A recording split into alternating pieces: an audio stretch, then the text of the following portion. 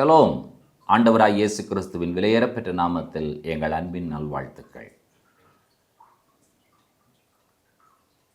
பத்திரம், அதாவது ஒரு வீட்டினுடைய பத்திரம், ஒரு நிலத்தினுடைய பத்திரம், அது நம்முடைய பேரில் எழுதி நமக்காக கொடுக்கப்படும் பொழுது, அதை வாங்கும் பொழுது எவ்வளோ சந்தோஷமாக இருக்கும். இஸ்ரவேல் மக்கள் ஆதியாகமம் 28:13 ஒரு பெயர் வைத்திருக்கிறார்கள். அதற்கு மேலாக கர்த்தர் நின்று, நான் உன் தகப்பனாகிய ஆபிரகாமின் தேவனும் ஈசாக்கின் தேவனும் ஆகிய கர்த்தர், நீ படுத்திருக்கிற பூமியை உனக்கும் உன் சந்ததிக்கும் தருவேன். என்ன பெயர் வைத்தார்கள் என்று தெரியுமா? எங்க முற்பிதாவாகி யாக்கோபுக்கு இந்த நிலத்தை, இந்த பூமியை, இஸ்ரவேல் தேசத்தை கர்த்தர் பிரமாண பத்திரமாக எழுதி கொடுத்து விட்டார். Title deed. Genesis 28:13 was nothing but a title deed from God to Jacob. எவ்வளோ அற்புதமான விஷயம். இப்போ என்ன நடந்தது தெரியுமா? இவன் படுத்து எழுந்து சொப்பனம் கண்டு கடைசியில் அந்த இடத்திற்கு அவன் ஒரு பேர் வைக்கிறான். 28:19 பெத்தேல். பெத் என்று சொன்னால் வீடு, எல் என்று சொன்னால் தேவன், பெத்தேல் என்று சொன்னால் தேவனுடைய வீடு. ஆண்டவர் அந்த பூமி அவனுக்கு கொடுக்கிறார். அவன் யாருடைய பேரை வைக்கிறான் பாருங்க, தேவனுடைய வீடுன்னு பேர் வச்சுட்டு போயிட்டான். ஒருவேளை அந்த இடத்திற்கு பெத் ஜேக்கப், யாக்கோபினுடைய வீடுன்னு பேர் வச்சிருக்கலாமே, அவன் வைக்கல.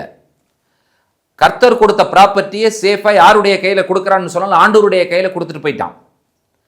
இன்றைக்கு நீங்கள் பாருங்கள், ஆண்டவர் கையில் இந்த ப்ராப்பர்ட்டியை கொடுத்ததுனால கர்த்தர் என்ன பண்ணார் தெரியுமா?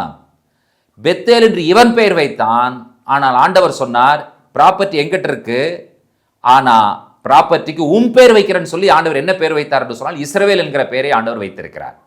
இன்றைக்கு அந்த தேசம் இஸ்ரவேல் என்று அழைக்கப்படுகிறது. அதற்கு காரணம், அன்றைக்கே அதை தேவனுடைய வீடாக மாற்றினபடியினாலே அவனுடைய நாமம் விளங்கும்படி ஆண்டவர் செய்திருக்கிறார். நாம் என்ன புரிந்து கொள்ளுகிறோம்? நம்முடைய ப்ராப்பர்ட்டி, நம்முடைய பிள்ளைகள் தான் நம்மளுக்கு மிகப்பெரிய சொத்து.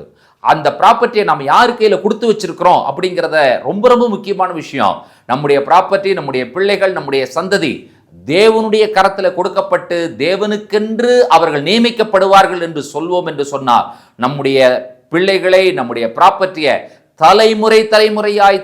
தலைமுறையாய் ஆசீர்வதிக்கவும் பாதுகாக்கவும் நம்முடைய தேவன் போதுமான தேவனாய் இருக்கிறார் என்பதை விசுவாசிப்பீர்கள் என்று சொன்னால், இன்றைக்கு சொல்லுங்கள், ஆண்டவரே, நானும் என்னுடைய பிள்ளைகளும் என்னுடைய தலைமுறையும் பெத்தேல் என்று சொல்லுவீர்கள் என்று சொன்னால், கர்த்தர் நம்மையும் நம்முடைய தலைமுறைகளையும் நிறைவாய் ஆசீர்வதிப்பார். ஜெபிப்போம். கிருபையுள்ள பிதாவே, நீ படுத்திருக்கிற இந்த பூமி உனக்கும் உன் சந்ததிக்கும் தருவேன் என்று வாக்கு பண்ணின பொழுது பெத்தேல் என்று பெயர் வைத்தானே, அந்த யாக்கோபினுடைய பெயர் இஸ்ரவேலாக மாற்றப்பட்டு அந்த தேசத்திற்கு அவனுடைய பெயரை நீர் வைத்தீரே ராஜா. எங்களுடைய பிள்ளைகளும் எங்களுடைய தலைமுறைகளும் பாதுகாப்பாக இருக்க வேண்டும் என்று சொன்னால், அது உம்முடைய கரத்தில் இருந்தால் மட்டுமே பாதுகாப்பாக இருக்கும். உம்முடைய கரத்தில் ஒப்பு கொடுக்கப்படுவதெல்லாம் அந்த நாள் முதல் பாதுகாக்கப்படும் என்று எழுதியிருக்கிற வசனத்திற்காக உமக்கு நன்றிகளையும் துதிகளையும் ஸ்தோத்திரங்களையும் சொல்லுகிறோம். இயேசு கிறிஸ்துவின் நாமத்தில் பிதாவே, ஆமென். இந்த நாளை ஆண்டவர் நமக்கு ஆசீர்வாதமாக்கி தருவாராக. ஷலோம்.